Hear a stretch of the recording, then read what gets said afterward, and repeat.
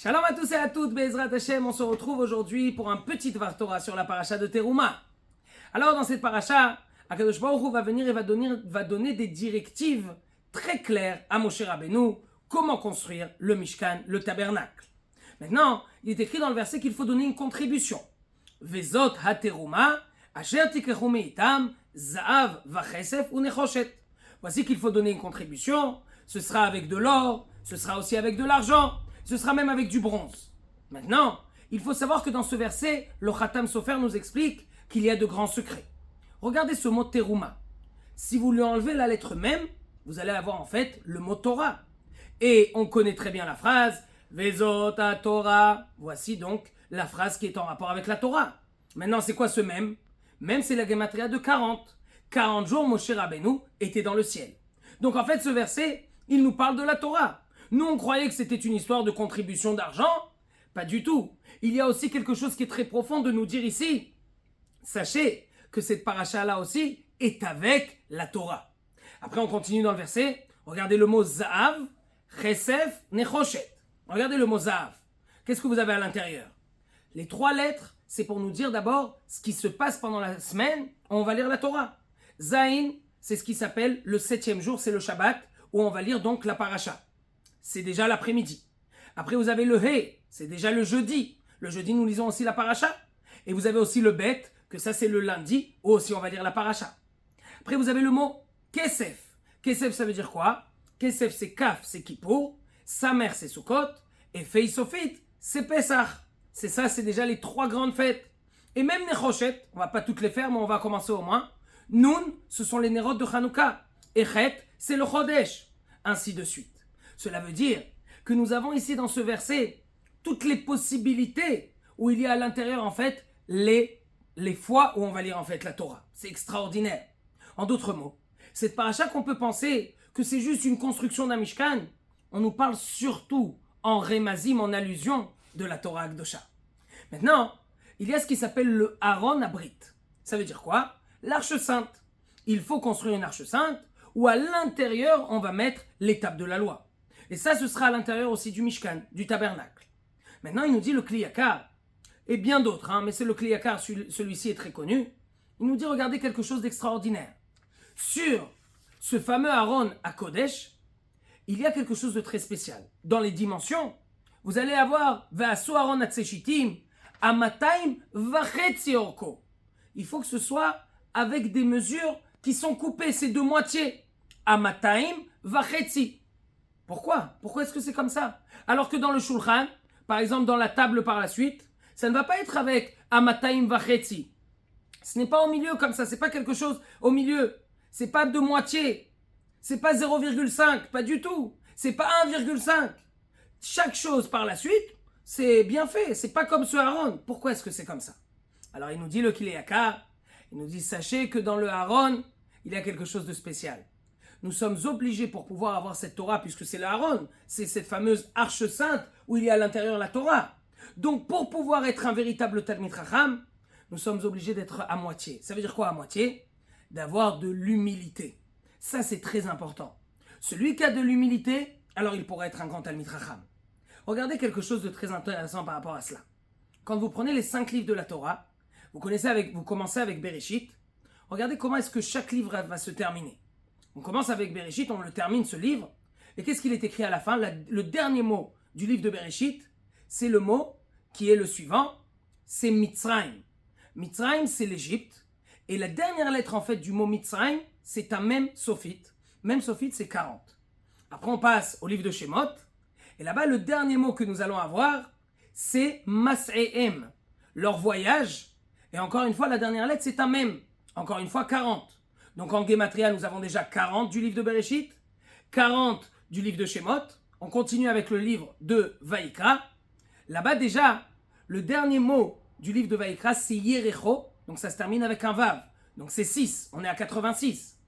Si vous arrivez au livre de Bamidbar, le dernier mot du livre de Bamidbar, c'est lequel? C'est Sinaï. Donc la dernière lettre, c'est 10, c'est Yud.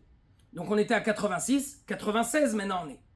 Et le livre de Devarim, ça tout le monde connaît. Le dernier mot du livre de Devarim, c'est quoi? C'est Israël. Donc la dernière lettre, c'est Lamed, c'est 30. 96 plus 30, ça fait 126. 126, c'est exactement la gematria de Anav. Ain, Nun, Vav, ça veut dire Anav. Ça veut dire quoi? Anav, ça veut dire être humble. Il vient nous dire, en fait, c'est le Rokeach qui explique ça. Le Rokeach nous explique et nous dit, celui qui veut recevoir toute la Torah, il est obligé d'être humble. C'est seulement comme ça qu'on peut recevoir la Torah. Les 5 livres de la Torah, vous voulez les recevoir, vous êtes obligé d'avoir de l'humilité. Celui qui n'est pas humble, il ne pourra pas recevoir toute la Torah. Il faut être 126, il faut être Anav pour recevoir toute la Torah. Et c'est exactement ce que Moshe Rabbeinu, que le verset nous dit, Vaïsh Moshe Anav Mikol Adam, c'était lui le plus humble qui existait au monde. C'est lui qui a pu nous donner cette Torah. C'est lui qui a été le seul qui pouvait nous donner cette Torah. Parce que c'est lui qui a pu d'abord l'acquérir. Étant donné qu'il était humble, donc il a reçu toute la Torah en lui. Et du moment qu'il a eu toute la Torah en lui, il pouvait aussi nous la passer. C'est extraordinaire quand on pense à cela. L'humilité est quelque chose de très important. Et c'est ce que nous voyons dans notre paracha. Il y a juste une histoire, on approche bientôt de Purim. Alors c'est pour cela que c'est le bon moment de parler de cette histoire-là. Il y a une histoire dans la Gemara de Megillah. Là-bas, il y a un rave qui s'appelle Abaye. Ce rave Abaye est parti de chez son rave qui s'appelait Rabba, et il est allé chez un autre rave qui s'appelait Mari Barav. Maintenant, quand il est allé chez lui, c'était le jour de Purim. Et quand il arrive chez lui, alors voici que on lui donne à manger alors qu'il était déjà rassasié. Mais voilà qu'on lui donne à manger. On lui donne 60 assiettes. Et de chaque assiette, il mange. Surtout, c'est incroyable, j'ai de l'appétit là. Il mange de chaque assiette un petit peu. Maintenant, la dernière assiette, c'était déjà du rôti. C'était déjà une viande rôtie. Et là, il a dit, il a pas seulement tout mangé l'assiette, il a mangé tout ce qu'il y avait à l'intérieur, il voulait aussi manger l'assiette elle-même, tellement il avait faim. Bon, à la fin, il a dit à Abaye, il a dit, de là on apprend que celui qui est pauvre, donc on comprend qu'il n'était pas très riche Abaye, il ne sait pas combien est-ce qu'il est affamé. Et la deuxième chose, des choses qui sont douces, il y aura toujours de la place dans le ventre. Bon, c'est très intéressant cette Gemara pour ceux qui aiment bien manger. Mais le Khatam Sofer nous explique ça autrement. Et il nous dit, sachez qu'il y a ici quelque chose de très caché dans cette Gemara. La Gemara veut nous enseigner la chose suivante. Abaye est sorti de son rave. Quand il est sorti de chez lui, il a dit, Baruch Hashem, je connais toute la Torah. Ça y est, je connais toute la Torah. J'ai plus besoin d'aller chez personne. J'ai appris énormément de Torah, ça me suffit, je connais, je suis sûr que je connais tout. Maintenant, il arrive chez Mari Barav. Et Mari Barav, il commence à lui donner des assiettes. C'est quoi les assiettes? Chaque assiette, en fait, c'est une maseret. Il y a 60 maseret dans les Mishnayot. Alors, il commence à lui donner. C'est quoi une assiette? C'est un support, en fait. Donc, c'est comme une Gemara. Alors, il commence à lui parler d'une première Gemara. On va dire que c'était la Gemara de Brachot. Alors, qu'est-ce que tu dis dans cette Gemara de Brachot? Il commence à lui dire un chidouche. Et là, il dit, waouh, c'est magnifique. Ce chidouche-là est magnifique. Et on continue. Et encore une autre Gemara. Et encore une autre Gemara. Et encore une autre Gemara. Jusqu'à ce que de chaque Gemara, Mari Barav arrive à donner à Abaye un chidouche qu'il n'a jamais entendu dans sa vie. Maintenant, on arrive à la dernière Gemara. Étant donné que ce jour-là, c'était Purim. Et le jour de Purim, il faut savoir qu'il y a quelque chose d'important à faire. C'est de commencer à étudier les halachot de Pessah. Ça, c'est quelque chose que les gens ne savent pas. Petite devinette entre parenthèses. Pour ceux qui veulent savoir, nous avons 5 choses à faire le jour de Purim.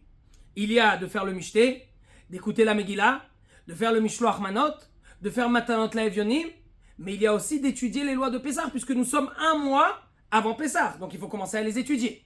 Donc maintenant, Mari Barav, il dit à Abaye, il lui dit, écoute, aujourd'hui on est un mois avant Pessah, alors viens, on va commencer à étudier les lois de Pessah.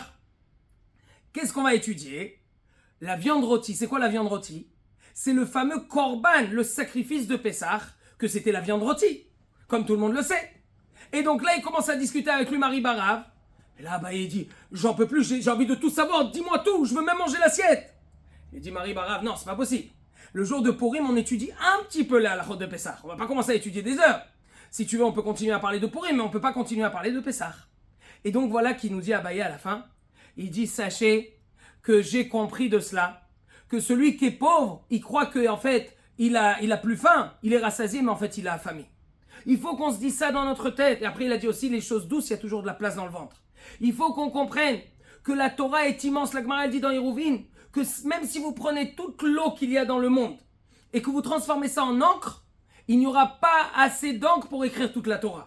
Et tout ça, Moshe Rabbeinu, il l'avait. Moshe Rabbeinu, il avait tout ça. Mais comment est-ce qu'il avait tout ça? Comment est-ce qu'il a réussi à acquérir tout cela? Seulement parce qu'il était humble. Et donc c'est ça ce qu'on vient nous enseigner dans cette paracha. On veut venir construire le Mishkan, on veut venir construire le tabernacle. Alors on vient, on dit voilà, on a de l'argent, on a tout ce qu'il faut, on veut le construire. Une seconde. Sache une chose, construire le Mishkan, c'est bien de construire un bel édifice avec des belles choses, c'est bien. Mais le plus important, c'est d'avoir la Torah en nous, d'avoir ce Mishkan en nous, d'avoir cette Torah. Comment est-ce qu'on a la Torah? Avec de l'humilité. Shabbat Shalom.